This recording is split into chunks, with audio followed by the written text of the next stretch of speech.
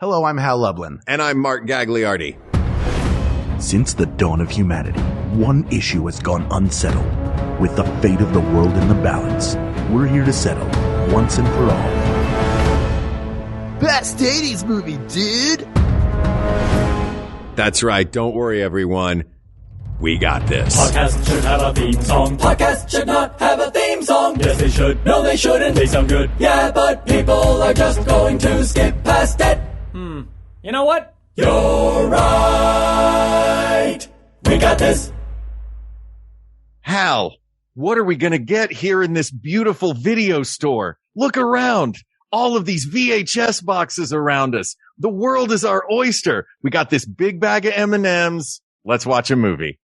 You know, when I was a kid, there was a video store in Rockledge, Pennsylvania. Mm-hmm. It was not a Blockbuster. Blockbuster hadn't become a big thing yet. And this store had a raft, like a little inflatable crocodile raft for Crocodile Dundee 2. And I dreamt my whole life of the day that that store closed so that I could have that raft and go ride waves on it at the Jersey Shore. Well, Hal, I have a surprise for you. You do? I do. The bad news is it's not that raft. But the good news is it's Bonnie Gordon, star of Star Trek Prodigy, brand new on Paramount Plus, and an old friend of ours. Hi, Bonnie. Hi, thank you for having me. Oh my goodness. I was looking around for behind curtain number 3 is the raft, you know. Oh man, that'd be wild if I did have that raft in here. Now it's going to be my goal to get you by the next holiday season. Give me a year and a month and I'll get it for you, Hal. You have all the time in the world. What, is something going to happen in a year and a month outside of the holidays, 2022? We will have a conversation offline. No one should know too much about their own future. Okay. Bonnie, this is among the many topics that you chose. You gave us a short list. One of them was best I could have. I did. It was a long list, and then I whittled it down. Yes. And I've been told this is how we're going to do this topic as well. So I'm very excited because apparently I'm good at that. Yeah, your whittling skills will come in handy. I'm a whittler. You know, there you go. Nobody works a list like Bonnie Gordon. Nobody can whittle like me. Now, what is it about 80s movies that you love? Oh gosh, everything. The campiness, the nostalgia, the not afraid to just go in a completely weird direction. I mean, if you look at some of the best 80s movies, which I will give you my list, of course. Yes. Some of them are just so creative and just so interesting and fun. And then you watch them now today and you're like, oh, some of those did not age well, but you still get that nostalgic feeling. What do I start with? Do I just go with my number 1 movie of all time? Before you jump in, let's figure out what you mentioned some great adjectives in there. Nostalgic, creative, fun, unique. Campy. Cheesy. Yeah. What do you think makes a great 80s movie? Does it need to be campy and cheesy? Or, there's some great 80s dramas out there that are not camp films. Are we looking for 80s as... Does the 1980s mean it was made between 1980 and 1989, or does 1980s mean it is emblematic of its era? Oh, that's a good question. Oh, okay. Okay, now you're giving me a new list to whittle, so I don't like this. You can do it. I think there's a varied approach, right? Because I have a list of 23 movies that I would that I'm going to pick off of. I think we're going to have crossover amongst all most of our likely. lists, And I will say this coming into this. When you said, favorite 80s movie, and I was like, all right, great. I came prepared with the 1, not knowing that I should have prepared my full list, but that's okay because my whole list is being a person with amazing gift of the ADHD. I will tangent to all kinds of movies. I won't even know what year I'm in anymore, Have you seen Singing in the Rain? Yeah.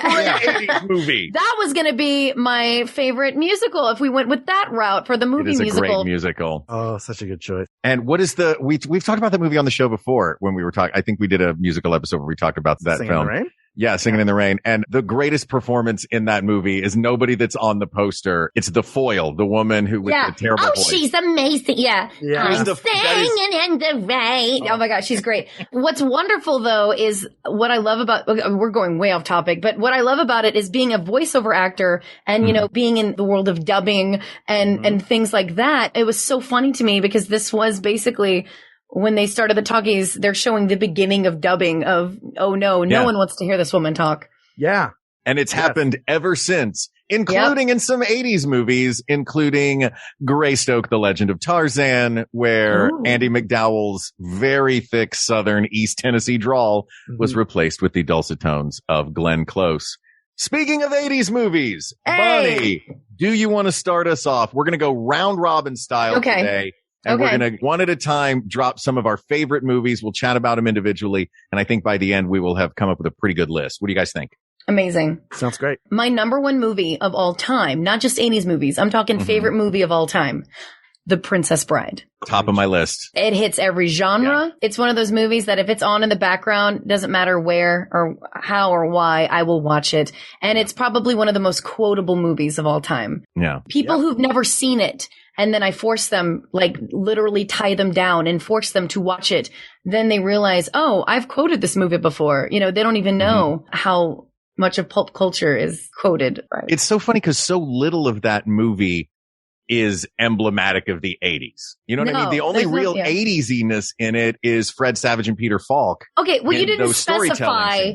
No, you didn't specify. Give me your favorite movie that takes place in the 80s, you know, where everyone's wearing shoulder pads and a side ponytail.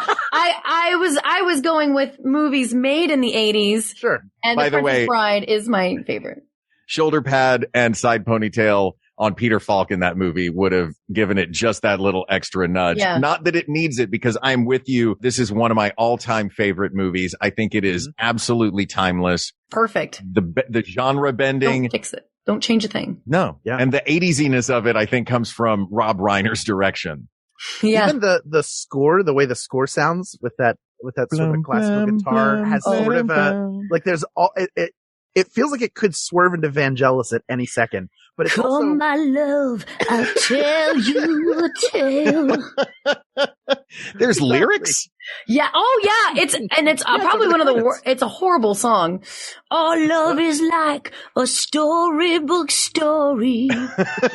It's as real as the feelings I feel. Yeah. Hopefully you don't get copyright trouble for that, but We'll be fine. it's in the middle of Rob Reiner's arc as a director. You know, he starts with stuff like Spinal Tap, then he moves into Princess Bride as an adaptation. Exactly the same type of movie right there. 2 years after this comes When Harry Met Sally, which is a much more personal film for him. So it's just interesting. Like, he's very much a guy who went from being a television star of the 70s to becoming a film director and a heavyweight in the industry in the 80s. And this movie was a big reason why. And it does remain timeless. I love that as an entry into it. I think Great. All three of those movies that you mentioned are on my long list. Yeah. I'm whittling it down. You know, obviously we're only going to talk about 5 or 6 of them, set to 10 to 15 to 20 each. But my long list has all 3 of those on it.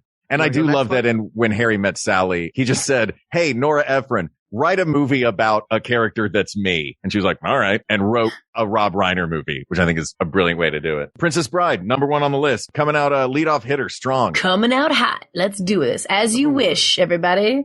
Hal, what's your first? Okay, I got to go with my favorite movie of all time, which I think satisfies not only being a near flawless movie, but also very much set in the 80s, because the main character has traveled from and trying to get back to the year 1985. That was my number 2. Back to the Future. Yes. Yep. Still holds up to this day. And I would venture, having recently watched both of the sequels back to back, that number 2 holds up pretty well also. Neither of them are as good as the first. It is, I think it is a nearly perfect movie, especially considering it deals with time travel, which is always kind of dicey. Well, none of that stuff that was supposed to happen in 2015 happened. I know. Well, that's because they fixed it. They went back. I mean, that's true. They went back, Mark. They changed the continuum. The Cubs did win the series 1 year later. We did get Donald Trump as president, which was pretty much like Biff. So I feel like someone messed the timeline up around there. Yeah. Around the election. I was like, Marty messed something up. Yeah. Quick, get a Gray Sports Almanac. Go back in time and fix this. Yeah. Yeah, I think Back to the Future is brilliant. Aside from it is a great, timeless, perfect, wonderful movie, despite its insane plot holes. Oh, it doesn't matter. Sure. You just kind of glance over them. You're like, oh, this is a hurdle that you have to overcome. Yeah, you don't have to you don't get too deep into it. Like, they play in their own sandbox extremely well. That's the challenge of a time travel movie. There's always a paradox that they have to either dismiss, or the whole film becomes about not creating that paradox because one thing will make it happen. Right. A movie saved the DeLorean car industry. That's right. Pretty great. And all the side, like I say, the DeLorean is a character in it. I think a lot of the smaller roles in it. Thomas Wilson as Biff is perfect in that movie. They're all perfect. The whole cast Crispin of that Glover movie. is, first of all, such a strange man, but also what a wonderful actor he is. Like, you play such interesting character roles that you can just watch and you're fascinated by them. You just want them to keep talking. You're like, I want to know more about you. Yeah. And they all got to play multiple versions of themselves, which I think is so much fun. As an actor, like, that's the dream role. Playing, starting off as like the meek, like, shy dad or whatever, and then playing himself in high school and then coming back as like the successful, cool dad. It's like, well, it's so fun. They get to play different levels of little small changes of what the future things can change, Yeah, that's pretty. And plus, not only are you playing 30 years apart, you're playing those, like you said, those alternate timelines of different aspects of different characters. It's a great movie. I maintain that moment that you see George McFly go from scared to in pain to angry to punching Biff is one of the greatest acting moments ever caught on film. I will argue that until the day I no longer draw breath. Mark, what do you have for us? I'm going to go with another, this is maybe my favorite of the 80s movies, but it is another one that feels sort of timeless. That is Beetlejuice. Yes! I love the movie Beetlejuice. I think if it didn't launch Tim Burton's career, it launched his stratospheric career. Right. It's visually stunning. Michael Keaton is perfect in it. I think that the idea that the human beings are the monsters and the ghosts are the normal people is such a fun way of looking at it. Winona Ryder as Lydia Dietz is pitch perfect with her I am alone, scratch, scratch, scratch. Yeah. I am utterly alone. All of those details. It's such a well executed. Everybody is firing on all cylinders. And Tim Burton artistically, Catherine O'Hara is. She's perfect. Yeah. Honestly, what I love about that movie the most is the soundtrack, not just the Beetlejuice theme. Of course, anything Danny Elfman does, I am a fan of. But, the Banana Boat song or the Day-O, that whole scene in the dining room, it's probably one of my favorite scenes. The very end, the jump in the line, where she's flying in the air. It has such great iconic moments with music that anytime one of those songs come on the radio, I immediately think Beetlejuice. Yeah. You can't hear one of those Harry Belafonte songs without lip syncing along. Exactly. Yeah, it's impossible. Yeah. So that's my first. Look at this trio we have at the top. Yeah. By the way, this would make an amazing, any of these movies individually would make a great Southern California sit outside in the summertime and watch it on a big screen with a bunch of nerds. I feel like this is our marathon that we must do. Yeah. I kind of like this trio Mark, right here. I would watch as a marathon. Let's do it. You've started this. Yeah, we're doing it. Everybody, people of the world, put on your PJs. We're having a party. Yeah. Yes. Get that big bag of M&Ms. We're going to watch all of these movies. Bonnie Gordon, what is next on your list? Is it back to me? Oh, here we go. Oh, man. Who are you going to call? Ghostbusters! Oh, of course. Yep. Again, we're going through, I think, some of the best not only classic 80s movies, but nerd movies. Yeah. Again, it's a perfect example too of a really great ensemble cast. And I feel like everyone's cast perfectly in the role that they're playing, and they each have their own moment to shine, and their character each is so different, but also works so well together. I think it's a great example of an ensemble cast, which are in other movies that I'm thinking in my mind that I'm going to say next, if y'all don't say, are also perfect examples of that. But again, but this is one of those movies too that also when I watch back now doesn't age as well. Mm-hmm. Bill Murray's character is really problematic for me with some of the things he says to women. I'm like, oh my goodness.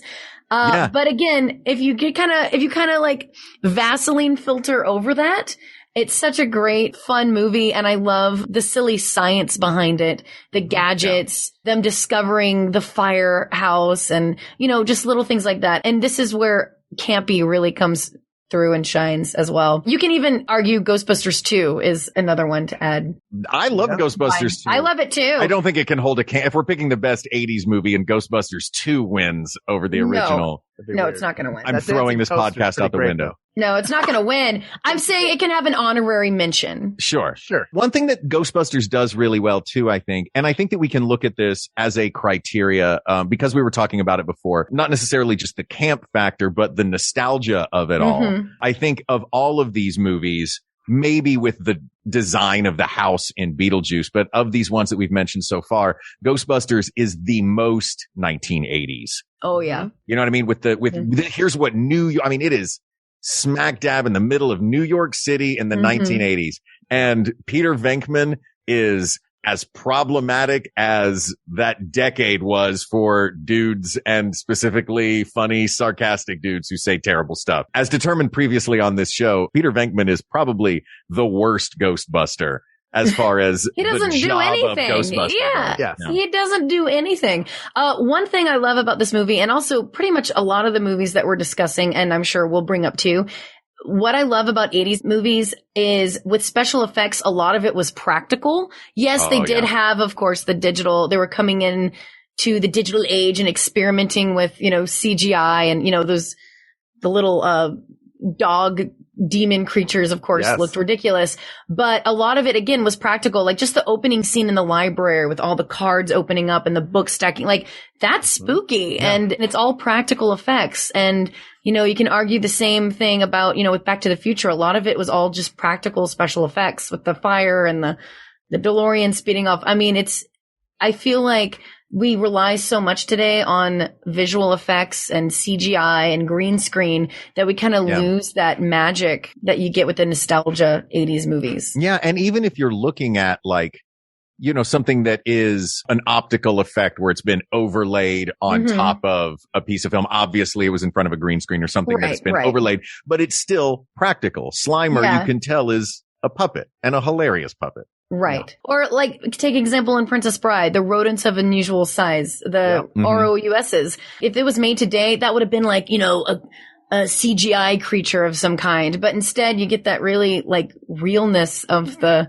movement and the interaction that is with the actors. I mean, it's cheesy, but I still love it. So that's my 2 cents. That's part of the joy of it. It's my Ghostbusters. Hal, what do you think? Oh boy. There are a few things that are emblematic of the 80s to me. Mm-hmm. One is sort of this upward mobility in business, and then unmitigated greed, and also the work of Oliver Stone. So why not put all three of them together in a movie called Wall Street from 1987? Yeah. Good one. It's a very good movie. I don't know that I would pick it over these others, but what I think it has going for it, and which could give it a little bit extra fuel, is that it is so linked to a specific era of the 1980s, that sort of hedonistic stock trading lifestyle, which would very soon go under for insider trading. And then we got Money Never Sleeps out of that, which is a very smart way to sort of follow that up. But it is unmistakably an 80s movie, from the slick back hair to the style of clothes that they wear to the subject matter. Mm-hmm. Yeah, it is emblematic of an 80s movie. Yeah. And the whole Gordon Gekko's monologue, his greed is good monologue. Oof. Yeah. It's a good one. I will stick with the uncosplayable movies of the 1980s. No. I will throw into that mix James L. Brooks's classic Broadcast News from 1987. Okay. Yeah. Broadcast News it's a dramedy. It's very funny. But it's got, its dramatic elements, and it is William Hurt playing a hapless doofus news anchor, Albert Brooks playing the complete opposite of that, and Holly Hunter breaking through everything with one of the funniest, based on an actual human. This character was based on the woman who now runs CBS News. Right. And her character is so funny, and she's a real, whole, hilarious person who has one of the best lines ever in that movie with, "It must be great being the smartest person in every room you enter." And her completely heartfelt, "No, it's awful." Just completely brilliant person who is completely clueless as to herself. It's one of my favorite movies. James Brooks crushes that movie. I have to rewatch that one. It's been so long. I remember that line though. That one always got a laugh, but it's so good. It's been a long one. I'm like making a mental list of I got to rewatch everything. Right? There's a scene in it too. Another one of my favorite scenes is where you see where William Hurt, because you're like, what is this guy good at? He's just an empty suit, but there's that beautiful ballet where Holly Hunter is in the booth and she is feeding facts to William Hurt while he's giving an interview, and he is seamlessly dropping them into the conversation. And then you go, oh, that's why he has this job, because he is the smoothest. And Albert Brooks, being the actual brilliant one, has no smoothness to him whatsoever. I think it's a great snapshot of a moment in time. It is, here's what 1987 looked like in the world of broadcast news. So that's what we're going to call it. So that's my second pick. Good choice. Good choice. What do you have next for us, Bonnie? Oh gosh. I have a too long of a list. So I'll just pick one from this and just go with flames of the side of my face. Clue. First off, if you can't tell, I'm a huge fan of ensemble casts and really strong characters all interacting together that are also different. And Clue is again a perfect example of this. And what a freaking masterpiece based off of a board game. I mean, honestly, it's so iconic. It's so funny. And they got some of the best comedians of the 80s to be in it. And it does kind of stand alone as this almost like a cult classic, you can say. I don't think a lot of people would think of it right away when they think of powerhouse 80s movies, but I honestly think that when you rewatch it back, the plot is so intricate and they throw little hints along the way, and all of them running through the house, like just the comedic timing of everything is really strong. It's so stylistically. Yeah. It's so like the tone and the style that movie sets never wavers. And it is such a joy of a ride, I think. And the fact that it has 3 different endings, I think is so smart. Like what a fun way to, the director got to play with it. And like, you never knew which ending you were going to get. I think that's how they originally premiered it in the 80s, was that like different theaters got different endings. Correct me if I'm wrong. I could be completely wrong. Hal, did you see it in theaters back in the day? No, I didn't. I didn't, because I came to it in home video. But in the home video, they would show the alternate endings. Yeah, I remember that it could have ended like this. So you get different endings based on where you saw it. Which different screens got different endings. Different theaters, so people would be like trying to figure out, well, wait, what do you like? Oh, I loved the ending when this happened, and then their friend would be like, "What are you talking about?" Like, So I think that's so clever. Like, what a way to actually make it a game. It's like, oh, we got to watch all 3. We got to find, and the people who were big fans of the film, I'm sure went to all over trying to find all 3 endings. Yeah. Yeah. It's very smart. So good. That was the first of the ones that was not on my list. Ooh, I got one. That I was like, I forgot about that one. I had it, but I put a bunch of movies over it because I started getting into this, like, it has to be the 80s, but Clue is a fantastic choice and well deserved to be on this list.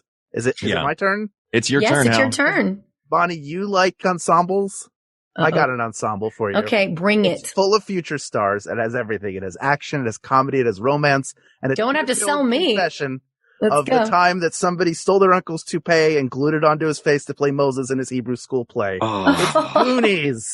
I love Goonies. Hey, you guys. Yeah, they never say die. It's so great. It's it has everything. Like Richard Donner movies for me have a similar feel, especially like everything he made probably through the Lethal Weapon movies of those early Popeye cartoons where everyone is like improvising, like, look over here, open this door. Like they're telling the animators sort of what to put on the screen.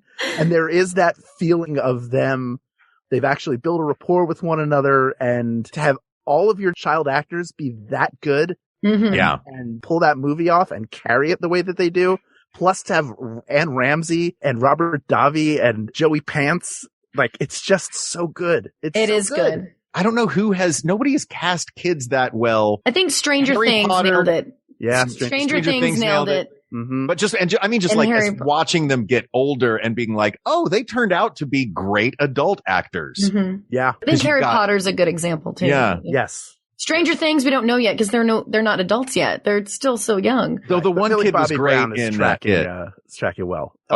She's fantastic. Finn Wolfhard. Finn Wolfhard, Millie Bobby Brown. Oh yeah, I mean they're all fantastic, all of them. And the Wolfman. Yeah. I mean, if you want to go, that takes place in the 80s, so technically we're not cheating. An honorary mention going off the Goonies. I don't want to add it to the list because we're not going to add it to the list. It's not even my turn. But I just want to throw out an honorary. Look, I just want to throw an honorary mention out to the Monster Squad because as a fan of the Goonies, the Monster Squad also gave that feel. But that one, it doesn't deserve to be on the list. No. But it's pretty quotable. Yeah. Wolfman's got nards. Yep. Yeah, that one was, hey, did you think The Goonies was great? This is also a pretty good movie. Yeah. But it has monsters. Yeah, this is Goonies with monsters. Yeah, exactly. Mm-hmm. All right, I'm going to throw another very 80s movie onto this list. Go, go, go. This movie has some of the greatest 80s-iness to it. Okay. It has a montage. It has multiple montages. Oh, you need montages. I think I know what this is. I have it on my list. I know you do, Hal. I hope so. I know you do. First of all, Hal's going to love it because it involves Philadelphia. Oh, not what now I know what this one is. I think I know what this one is. It involves Soviets versus Americans. Mm-hmm. It's a sports movie. Yep. Yeah. It's got Sylvester Stallone. That would be Rocky IV. That's right. I was wavering between Rocky III and Rocky IV, but I thought that the Soviet versus America fight of Rocky IV makes, because we have to have some Stallone on this list. It's the 80s. We'll allow you to combine them to Rocky 3.5, and then we can pretend like they're both together. Yeah. That is one movie collectively, Rocky 3 and 4. Now I'm gonna stick with 4. I will stick with the rules of the game. Because it has the speech of like, you and me were not so different when he's talking to the Soviets. If I could change and you could change, everyone can change. Oh my gosh. I feel like my contributions, like you guys are giving movies that actually like look like they're based in the 80s, and I'm giving you like The Princess Bride and like medieval. No, it's no, that. And Clue in the okay, cool. Because now I'm about to go in that direction again. Because this is also an 80s movie that really influenced me as a kid and has a fun, fantastic cast, great for kids. Probably was the sexual awakening for every woman I know. Because it starred David Bowie. And of course, I'm talking about Labyrinth. Yeah. David Bowie as the Goblin King. Ooh, lordy, let me go. But I am a huge Jim Henson fan, and pretty much everything they've ever done, I've loved. And that movie in particular is just so, it's so magical. And the special effects are really great. The puppets, the animatronics, everything is so good. I mean, look at Ludo, that big giant, like full body puppet. Everything about it, is so cool. I'm such a big fan of practical effects, and that really does showcase, what you can do with creative, puppetry and lighting and different things like that. So that's definitely on my list. And also David Bowie. I mean, how can you not? David Bowie's codpiece in that movie is ridiculous. It's like its own character. I'm sure it was, I'm sure it got credited in the credits. His name was Bob. I don't know. Bob the codpiece. Yeah. Bob the codpiece. Not Rod. Sorry. No, it was too obvious. You gotta, throw this podcast out the window. Yeah. You know what? Labyrinth to me seems like one of those movies that I like to gauge my childhood movies on. If I wandered into the soundstage, which soundstage would blow my mind? Right. And I feel like the set for Labyrinth, specifically like the Bog of Eternal Stench or the Goblin castle City. at the Goblin City at the end, like all of these sets are just so magical. And I really love are. it. And the scene with the hands where just a bunch of hands are puppets. She's going down. Yeah. She chose down, and then just the music is great. I mean, I listen to that soundtrack all the time. The songs standing alone. I mean, some of them are really cheesy and campy with like Dance Magic Dance and stuff, but some of the other ones that he sings throughout this movie are great. Just like standalone songs that really can hold their own. Yeah. Hal, what have you got? I'll tell you. After this break, we're going to hear from some of the other shows on the Max Fun Network and from some of the kind sponsors who put their dollars into the show and products into your face. We'll be right back. Into your face? Yeah, I put a product right in your face. Look, it's a rough world out there, especially lately. I get it. So let's take care of our minds as best we can. I'm John Moe, host of Depression Mode with John Moe. Every week, I talk with comedians, actors, writers, musicians, doctors, therapists, and everyday folks about the obstacles that our world and our brains throw in front of us. Depression, anxiety, traumatic stress, all those mental health challenges that are way more common and more treatable than you might think. The first time I went to therapy, I was so ashamed, and I was like, can't believe I gotta go into therapy. Like, I thought I could be a man, and Humphrey Bogart was never in therapy. And then my dad said, yeah, but he smoked a carton of cigarettes a day. Give your mind a break, give yourself a break, and join me for Depeche Mode with John Moe. You're in the theater. The lights go down. You're about to get swept up by the characters and all their little details and interpersonal dramas. You look at them and think, that person is so obviously in love with their best friend. Wait, am I in love with my best friend? That character's mom is so overbearing. Why doesn't she stand up to her? Oh, good God, do I need to stand up to my own mother? We never know when we'll see ourselves in a movie, but that search for recognition is exactly what we're going to talk about on the podcast Feeling Seen with me, Jordan Crucchiola. Each episode, we'll bring in a guest to talk about the films that they see themselves in, and also the ways that movies have fallen short. So join me every Thursday for the Feeling Seen podcast here on Maximum Fun, or wherever you find your podcasts.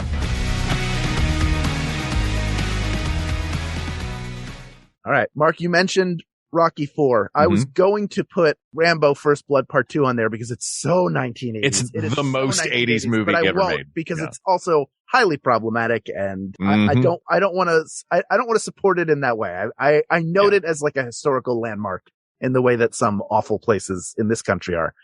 I do, however, want to talk about another major action star who, with one improvised line, created a catchphrase for the rest of his career.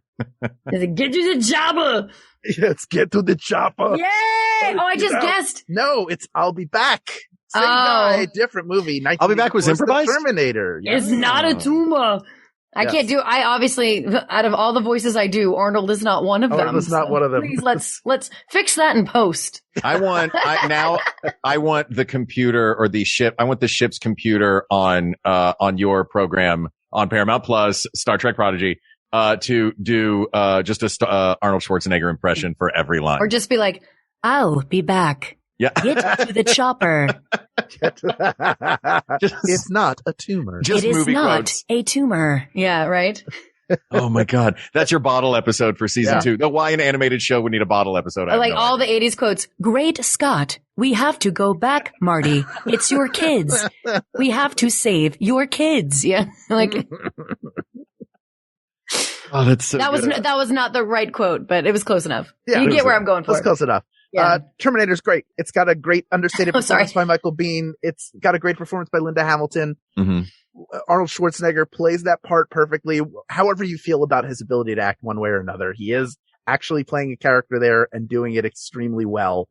And it launched because that film was so successful. And James Cameron sold his half of the rights to his co-producer, co-screenwriter, so that he could direct for $1.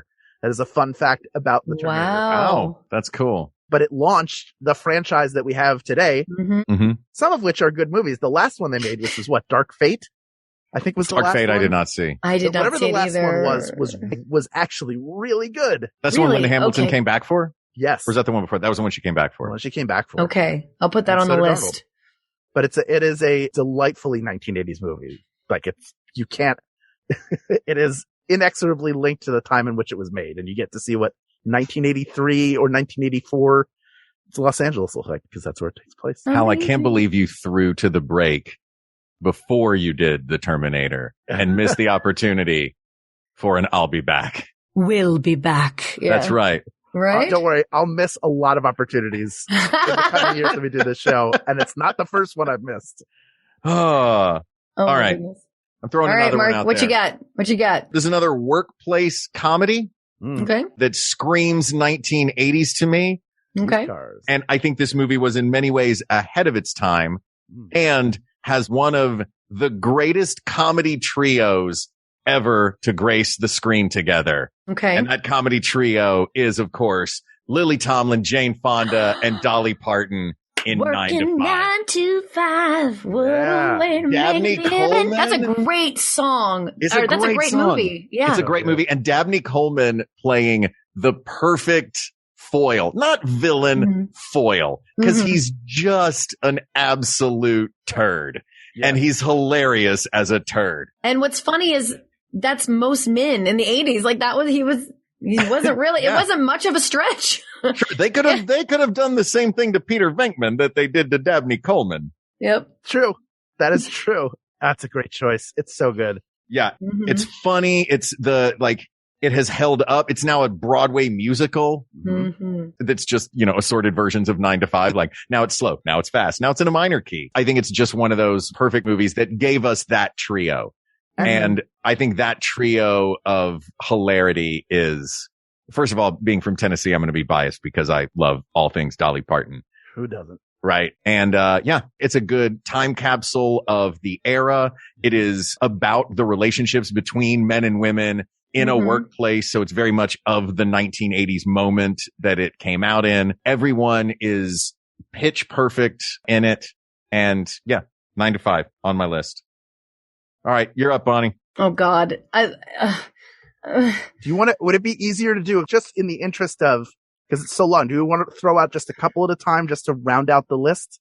Go from there? Do you feel comfortable with that? Yeah. Yeah. You sound terrified. Wait. Okay. Let me pull up my list because I can just go. I can go. Yeah. How about we add 3 more? How's that? Okay. I'm going to add, in a row. All collectively. All in a row. In a row. Give us 3 more. All right. Mine are going to be. I have an idea for how we can wrap this up too at the end. Okay. I'm excited. Yeah.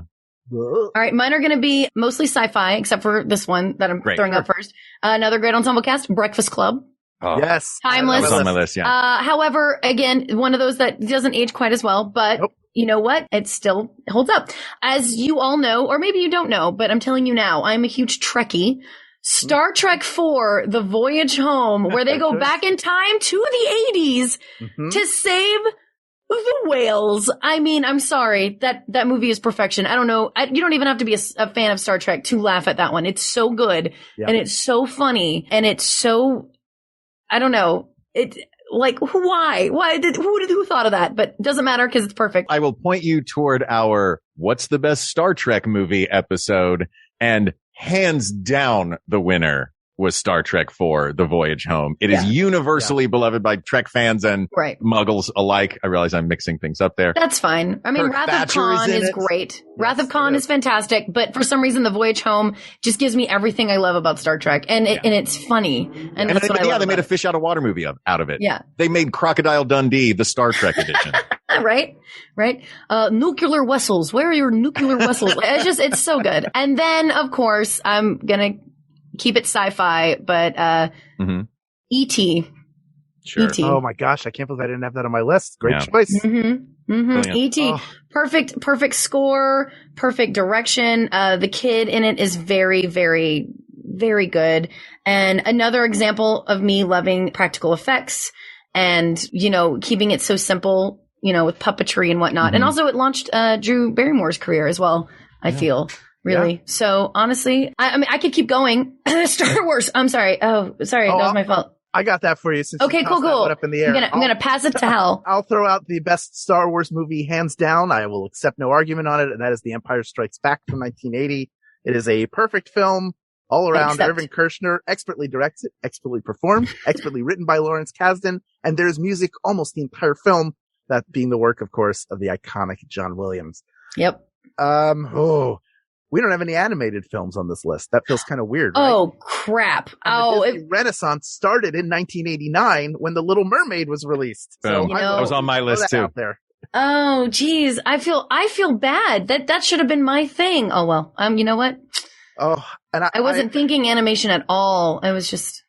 I'm really going to put my trust in Mark having the movie that I'm not going to name right now in favor of another movie that is so 1980s.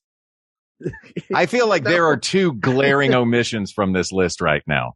I don't know who of our friends listens to this podcast, but if Janet listens, and I feel like sometimes she does. Janet, this one's for you. 1982's Tron should be on this list. It okay. So achingly 1980s in both in terms of when it's set and in terms of what we knew about home computers at the time, that we imagined that this could be happening inside a computer, that it probably took 800 rooms of them just to make the computer generated. It's a landmark film as far as how it used computer generated effects.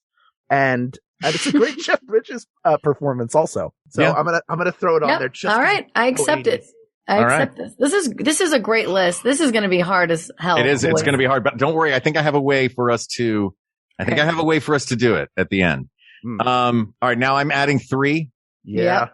I feel like there are 2 real glaring omissions that if I don't use 2 of, I feel like I have to burn 2 of my 3 just to say Die Hard and Raiders of the Lost Ark. Yeah. I was going to say Indiana Jones. It was one that on my list. So those don't count. These are my 3. Okay. So Raiders and Die Hard are getting automatically put onto the list. Yeah, because they've won episodes of this show before, each of them individually. I think that is fair. And Indiana Jones was on my list. Die Hard was on my list for Christmas movie, but we'll accept it. Yes.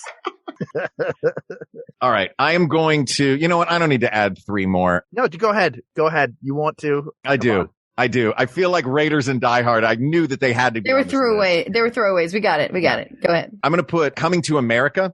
Because I think that is Eddie Murphy at his absolute Eddie Murphyest. Yep. In his prime. That is prime Eddie Murphy. Prime Eddie. Mm-hmm. I mean, he could have won an Oscar for that movie. He plays a million different characters expertly at like 22. He was a kid when he made that. He was brilliant in it. It's hilarious. James Earl Jones, Arsenio Hall, epic. He was brilliant. older than 22. That was a great cast. Wasn't he? Yeah. He was in his 20s. He was in his 20s by then. Maybe it was just because he was playing 21st birthday that I was thinking he was that. Playing someone younger. That's correct. I'm also going to add The Big Chill. Ooh. Because that's that's less of a greatest 80s movie and more of a most 80s movie. Because it is Lawrence Kasdan, who wrote Empire Strikes Back and Raiders of the Lost Ark, doing just an interesting comedy drama about human beings that I think is great. And then I will add finally to this list, Do the Right Thing. Because I think Do the Right Thing is one of those. I mean, it gave us Spike Lee in an era when we have so many of the great directors represented on this list. It would be a shame not to put one of the greatest directors of the 80s and since, Spike Lee, in his first movie with an epic ensemble cast that just blew him up. It is a snapshot of a specific neighborhood in Brooklyn, and it is a wonderful movie. That is, it's the riot at the end, the whole, like just the heat and the way that movie makes you feel, I think is great. So 22 movies. We have 22 movies. Now, here is my pitch for how we can end this. Okay. And give us 3 movies to really talk about. Okay. It might take us a second of dead air, but here's my pitch. If we each pick one movie that was not one of the ones that we mentioned. Oh. We each pick one movie I like that. From the other 2 people. Okay. I like that. What do you guys think? Okay. Well, I love it. All right. It's going to take a second. I got one. I think I got one too. Take your time then. I mean, everyone was so... No, I'll take my time. Yeah, everyone's was so great. Yeah. Yeah, we've gotten... By the way, you did not say the movie that I was hoping you'd say, which is Ferris Bueller's Day Off.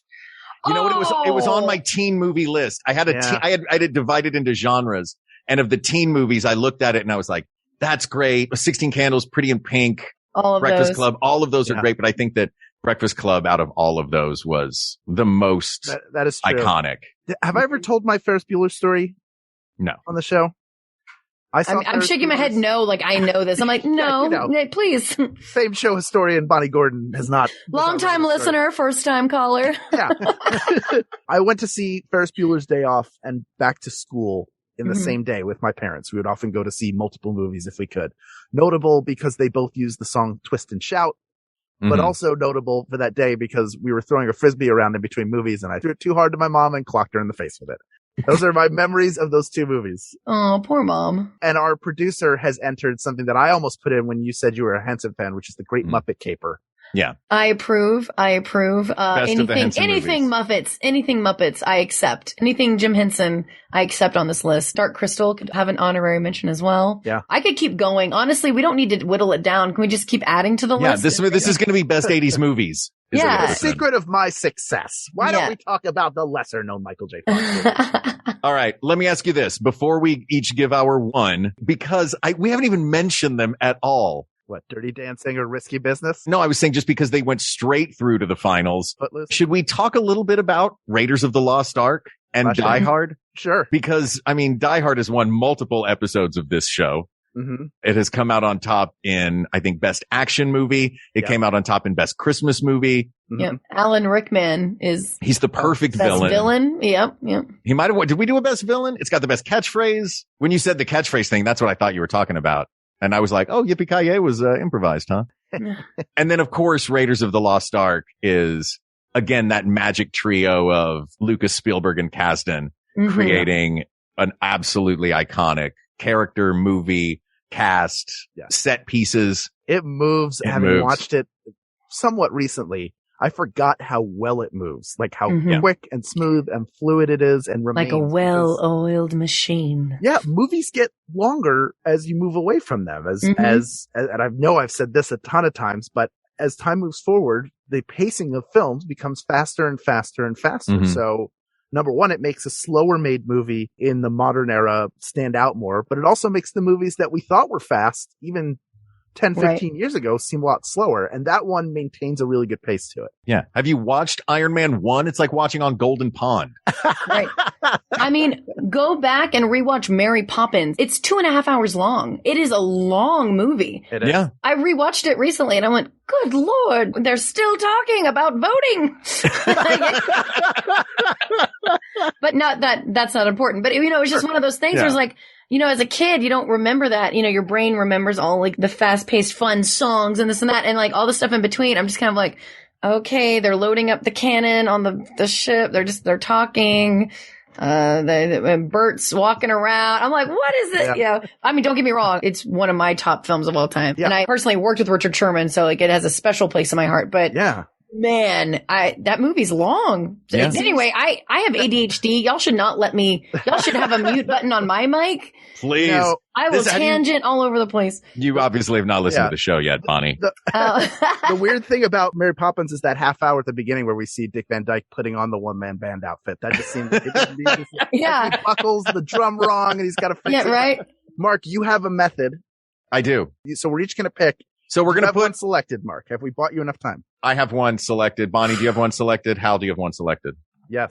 I selected one of someone else's, and I'm putting Raiders and Die Hard straight through again to the finals. Okay. Multiple episode winners. Ken also producer's prerogative, which he has capitalized as if it is a trademark thing now, which I kind of love. Granted that somehow. Yeah. Hold on a second. Is Planes, Trains, and Automobiles another great movie? Maybe the only great Thanksgiving movie. Yeah. But I'm going to go, or am I starting or how are we doing this? You're going to start. All right, I'll start. And I'm, Bonnie, you knocked it out of the park right at the beginning, and I am taking The Princess Bride all the way to the finals. Thank you. I was hoping someone would take my baby away to the end. Bonnie, I'm taking another one of yours that I didn't even think to put on my list, but it is so beloved. And also we think about it when we think about the 80s, and that's E.T. Awesome. There you Amazing. Go. Well, I feel so honored. Thank you for taking all my movies. Yes. It was a tough choice, and I definitely am going back and forth between Beetlejuice and Back to the Future, but I think I gotta go with Back to the Future just because it is an example of like a perfect movie, in my opinion. Yeah. It just, the characters, everything. I think in film classes, they study the script of Back to the Future and how just like the intro itself, just that montage without ever saying a line of dialogue, it shows exactly what's happened. Obviously someone's been gone a long time. I don't know. They like break it down in film schools. And I find that fascinating. So I'll take Back to the Future to the finals. Groovy. Yeah. All right. So we have our final five. That's The Princess Bride, Back to the Future, E.T., Raiders of the Lost Ark, and Die Hard. Now, let's take a look at some of the criteria that we talked about earlier being what we were going to be looking for in a 1980s movie. So that's probably what I didn't look at because I just heard 80s movie and I was like, I didn't know there was criteria I had to follow. Well, we just determined them ourselves here at the top of this episode. You know what? Oh. Let's go to the tape. Well, Hal, I have a surprise for you. You do? I do. The bad news is it's not that raft. Right there at the beginning. You hear that? Yeah, that was it. That was us at the beginning of the episode. Oh. Let's go to a clip. Right there at the beginning. You hear that? Yeah, that was it. That was us at the beginning of the episode. Oh. Sorry, Ken. All right. So let's talk about those criteria that we put in before. The campiness, the nostalgia, the creativity. Yeah, the things that we mentioned. Perfect. And also 1980s as an adjective. I think if we're talking about the best 80s movie, 1980s as a concept, I think can play in it, which obviously it does with Back to the Future, less so in The Princess Bride. It opens with Atari. A video game. That's true. It does. Dun, dun, dun, dun, dun, dun, boop, boop, boop. Yeah, the little Atari baseball game. Yeah. Fred Savage in his bed playing with, playing Very 80s. Playing video game. Very 80s. By the way, I don't plug this enough in my life, and I want to keep doing it. Fred Savage has been directing almost every episode of the new Wonder Years, which is one of the best shows on television. I did not know that. Watching. Good for him. It's so good. Oh, it's so good. It's such a good show. I love that he's directing. It's like when Ryder went back and started directing Girl Meets World. Yes. Like the new generation of stars that became directors are doing the new generation of their previous properties. But you know what? It's so close and near and dear to their hearts. Then they know the vision of it. They lived it. So I feel like if anyone's going to take it to the next level, it'd be someone who basically lived it most of their life. So good. How do you want to do this? Hal, you have thoughts? I mean, I think I know what the answer is. I have my pick for which one it is. We could talk about a bunch of criteria. I think this one's going to hit the most bases. I mean, I think I have my pick too. I mean, all of these are great. There are no bad films in this list. No. I think in the list we named, they're all iconic movies. Mm-hmm. And there are a ton that I was throwing out while you were talking of like Risky Business. Yeah. Footloose, Flashdance, Lethal Weapon. Oh man, that are all of them. Very much Top Gun. Wow, jeez. There's so many. Oh my God, you guys. There's so many great 80s movies. I would posit, and not just because it's my favorite movie of all time, because it will satisfy I think almost any criteria you lay out, it's going to fill it really well, in that it captures the time in which it's made. It also happens to be timeless. It holds up. Watching it over time and repeat watching it. I think it has enough little edges over these other movies. It would be my pick for best 80s movie. That said, is Back to the Future any of these five? Yes, it would be Back to the Future. I was thinking that, and then I feel the same way. Everything you just said, I feel the same way about Princess Bride. Here's the thing. I'll accept Back to the Future as best 80s movie if we all agree that The Princess Bride is the best movie overall ever in because in all of cinema history. It is the perfect movie. It checks all the boxes. Perfect. It's every genre. Any age can watch it. Kids, adults. It's action, comedy, romance, fantasy. He's a Bears fan. Drama. Okay, well, that aside, it has one flaw. That's right. It does. That's one little thing. I guess the thing about, and I think Back to the Future it's one of the greatest movies ever made. For some reason to me, though, the thing that gets stuck in my craw are the plot holes are so huge. You don't recognize, like, you never sat across from your son at the dinner table and turned to your husband, Crispin Glover, and said, "Hey, does our son look exactly like that guy that Calvin Klein?" You remember Calvin Klein?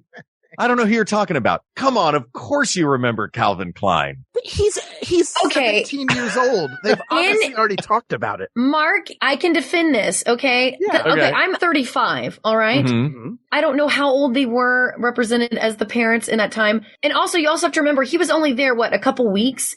I don't remember people I went to high school with for 4 years that sat next to me in class. If you, put a bunch of people in front of me, I'd be like, I don't remember what they look like. You know what I mean? But if one of those bunches of people happened to be the person that paired you up with your true love that you were with. But you never took a picture of them and memory fades. You know what I mean? Maybe, and then maybe when they, and also they give birth to their son and then they see him grow throughout the years. And you know how whenever you see someone for a long period of time and you see them every day and as they, there's no changes that you see. But if you see someone and then you don't see them for a really long time, you're like, oh my gosh, you look so different. You know, it's like that. I feel like they saw him grow gradually. So they're adjusted to his likeness. Look, I don't know why I'm justifying this. It's a movie. No, but you're making all of these are also very good points. If you look, like Mark, think about high school. And if I said, hey, remember that guy for 2 weeks, that foreign exchange student that got hit by a car that, we didn't get any pictures with him, but he grabbed a guitar and played, he tried to take me to the dance and drank things and, would you remember? Would you remember vividly a face? I would if he weirdly looked exactly like Michael J. Fox. I'd be like, that guy looks exactly like Michael J. Fox. There are no photos of him from that time. Yeah. Nobody takes his picture. Yeah. Yep. So they just have their memory of oh yeah, he does. He might look kind of like that. Now, here are two things I will refute that with. Number one is if you ask George and Lorraine how they met, they're going to tell the story about how she was being attacked and he came to her rescue. And then they kissed on the dance floor after he pushed away another bully, which Marty doesn't help with. The story's not going to be, well, this guy showed up and we called him Calvin Klein. He had his name on his underwear and he'd been up in a tree doing something we don't even know. They're not going to tell that part of the story. Here's the other thing. If they're going to be weirded up by anything, it'll be, how did that guy from high school, you remember, Lorraine, how he said that one of our kids when he was 4 was going to set fire to the living room carpet and to go easy on him? He set fire to the living room. What else did he say? Does anybody remember what else Calvin Klein told us? Calvin Klein. Nostradamus Klein. Calvin Klein, the prophet, Yeah. All right. You know what? I am sufficiently sold, and I will say, great Scott. Well, hold on, because I could be Team Princess Bride too, because that's my baby. That's my love. But I will say. I thought you were team. I thought you had gone. No, I love Back to the Future. Okay. But here's the thing. I said I'd be willing to accept Back to the Future as the best 80s movie if we could all agree that The Princess Bride is the most perfect movie of all time. Mm-hmm. That was my clause. Oh. I don't know how much time we have on this podcast. You want a provisional? Well, we're coming in for a landing right now. So. Okay. So basically we're going to end this on a standstill of you have to agree. Never. Look, we will all agree to the greatness of Princess Bride. Right. Okay. As long as we can accept it's a perfect, flawless movie, and it is. Even the flaws are perfect. Yeah. As the most perfect sword fight of all time. Every character is perfect in their own weird way. Andre the Giant you just want to hold him. Yes. You can't hold him because he's very large, but be held by him, I guess. Yeah. I just want to be cradled in his giant arms. What's perfect about it is that outside of the Atari reference at the beginning, you could make that film in almost any year. Yeah. And it will make sense. Whether that's taking place in 1952 or it's taking place in 2017. It would still work the same way.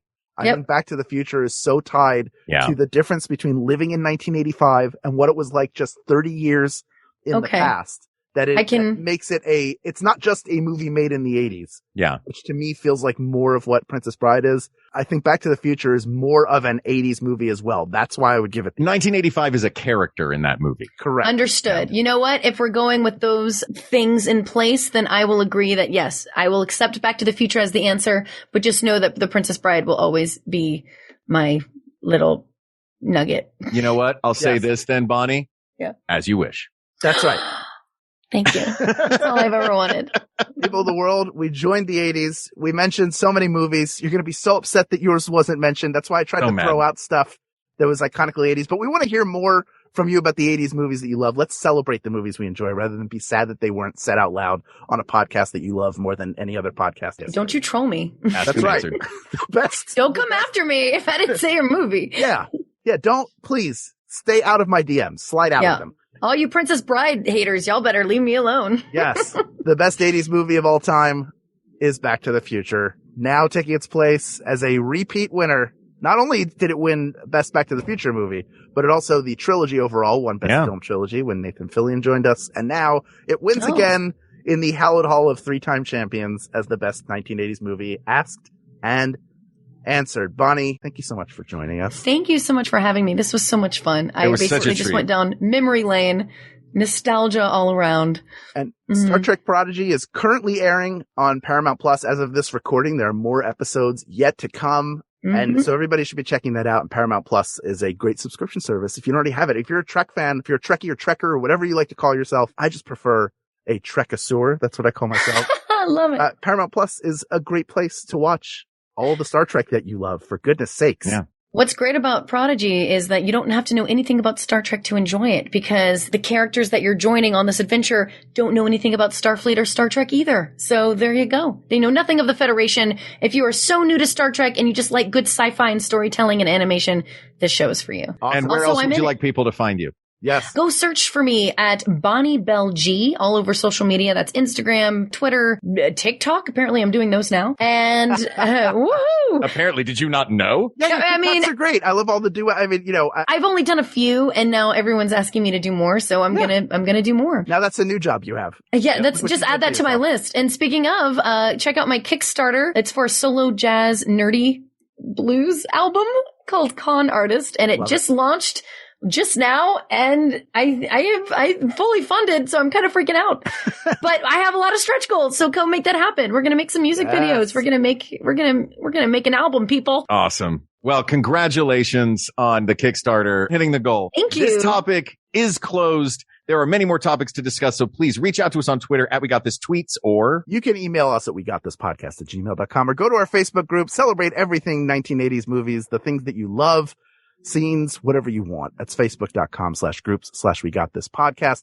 Thank you to producer Ken Plume, researcher Kate McManus, graphic designer Uri Kelman, and QA engineer Jen Alba. And thanks, of course, to our musicians, Jonathan Dinerstein and Mike Furman, for our score and theme song, respectively. And thanks to you, the people of the world. I'm serious, y'all. We are going to get those 3 movies that we mentioned at the top: Beetlejuice, The Princess Bride, and what was the other one? Ghostbusters. Or was it Ghostbusters? No, it's Back to the Future. The Princess Bride, Ghostbusters Back to the is my Future, next and Beetlejuice. And we're going to all have a great big slumber party. Grab the big bag of M&Ms, and we will see you on the living room floor in beanbag chairs, because you are the reason that we do this show. Thank you. Thank you. Thank you. For Hal Lublin, I'm Mark Gagliardi. And for Mark Gagliardi, I'm Hal Lublin. And don't worry, everybody. We got this. We got this. Of course the Princess Bride is going to be the winner. To be not the winner would be inconceivable. MaximumFun.org. Comedy and culture. Artist owned. Audience supported.